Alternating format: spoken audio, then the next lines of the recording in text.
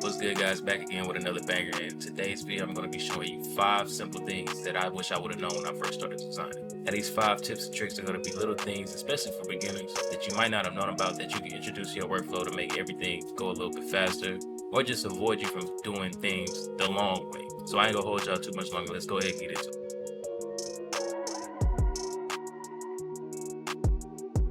Now, the first thing I'm going to talk about is the Colorize filter in the neural filters.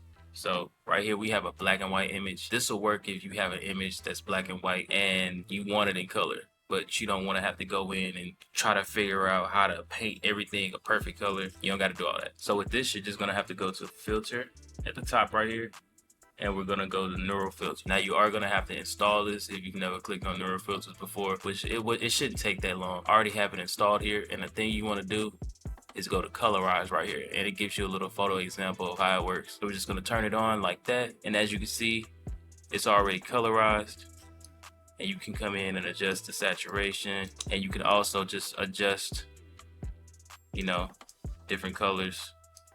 If you wanted to have more of a red tint or something like that, you can do that as well. Then you just click OK at the bottom. It's real fast, and boom, you now have your colorized image. And if you want, you can just disable the eye and you'll still have your black and white image beneath it. Okay, so the next tip we're gonna go over is the object selection tool. Now, I started Photoshop when this didn't exist. Way back in the day. I ain't gonna say exactly when, it's gonna show my age. The way I used to cut stuff out, I used to have to use the pen tool or the lasso tool to just manually go around each edge around the photo that I'm trying to cut out, and that's a very painstaking process. Nobody wants to waste time, right? They did add the remove background or select subject here in the properties tab. It's a good option for some things, but sometimes it'll give you not the best result. So for example, I'm just going to show you, I'm just going to go right here and I'm going to remove the background on this image right here. And I'm just going to show you how it can not necessarily do things perfect. Like for example, as you can see right here, it's still some black in between the face. And even on the armband right here, some of this has disappeared. It's just not a perfect option. You're going to have to go back in and do some adjustments and stuff. So I'm going to show you another way you can do this. You can just get rid of this layer mask right here. Take it back to normal. And we're going to go with the object selection tool. All you have to do is, like, as you can see, you can hover over it and the AI is already kind of detecting what the main object is. So we're just going to grab the tool, make a rectangle around the subject, and let the tool do its job. Give it a second, and boom, you have a great selection right here. So just quickly, I'm going to Control C, make a new layer, paste it in, and I'm going to disable that one, and boom, we have a much better cutout. And we can disable the background, and we can see as well the arm is still there, you know, a really great cutout of the image. Now, didn't have to grab the pen tool, didn't have to grab the lasso tool, anything like that. This is just for an option for when the remove background and the select subject features right here doesn't necessarily work exactly how you want it to. So the next thing I'm going to go over is a feature called scale effects. Now this comes in handy when you have like text presets, or you have just a preset that you want to apply to something, but the preset was kind of made in a different size document, so it could throw off everything, like the size of the strokes and different things like that. For this one, I just have an super old graphic that I just pulled up. I'm gonna just add a different text style for the Jordan here in the background, just a random one. And this one kind of fits, but say for example, I want the strokes to be a little bit smaller or a little bit bigger, or I just want it to fit perfectly in the photo. I'm gonna go down right here. See this little FX button?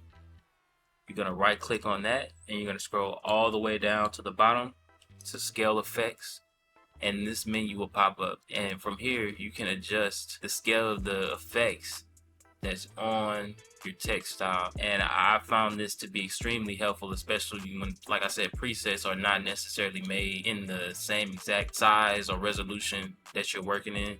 You can just come here and adjust it,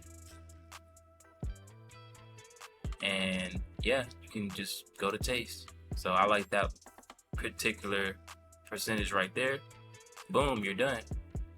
And I found that to be greatly helpful because back when I first started designing, I would go into the blending option and I would have to completely adjust all the different strokes. I wanted to make this one smaller, I would make that smaller, I would make this one smaller. And I would have to change the bevel and emboss, and all of that just takes way too long. So that's a huge time saver in itself right there. Now another one that I found out about later down the line, clipping masks. Clipping masks are incredible because, say for example, I wanted to add a level or a color correction to this MJ render. Back in the day, what I would do is I would go to image adjustments and do, like for example, a selective color on top of the image, right? I would do this on the actual image, or just say for example, I'm going to use this preset, and I would just click OK, and then boom, I'll have my color correction. This is not the way to do it. Do not do this.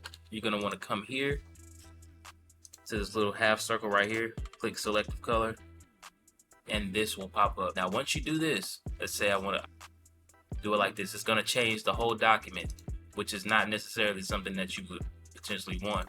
The first thing you want to do is right click on the selective color or whatever, you know, adjustment you want to make, and you want to go to clipping mask, create clipping mask. What this will do is add this little arrow. It'll lock it to the exact thing that's underneath it. So, and when you do this, you can adjust on the render only, right? But that's not all.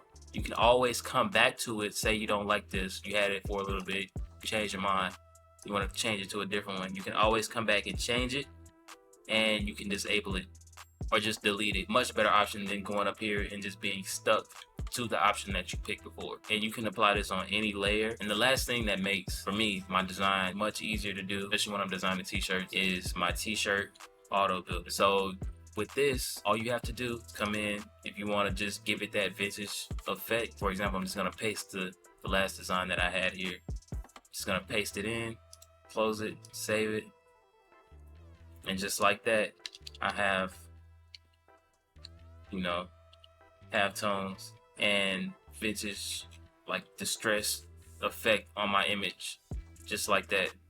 And then you can come in right here and control click on the design, Control Shift C, and it's even a section where you can paste your design in, paste it just like that, and then you can come in, export it as PNG, or you just have the entire design with the effects built into them.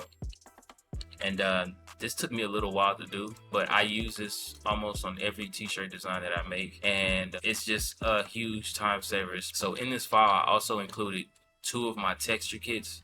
So you get a total of 30 different texture options. You can mix and match and combine as much as you want, as well as an option of halftones. You can just make some really fast vintage texture designs just with a drop of design. I just found that to be extremely helpful. I don't design t-shirts and stuff without it anymore. So if you like the 5 tips I gave, feel free to like and subscribe.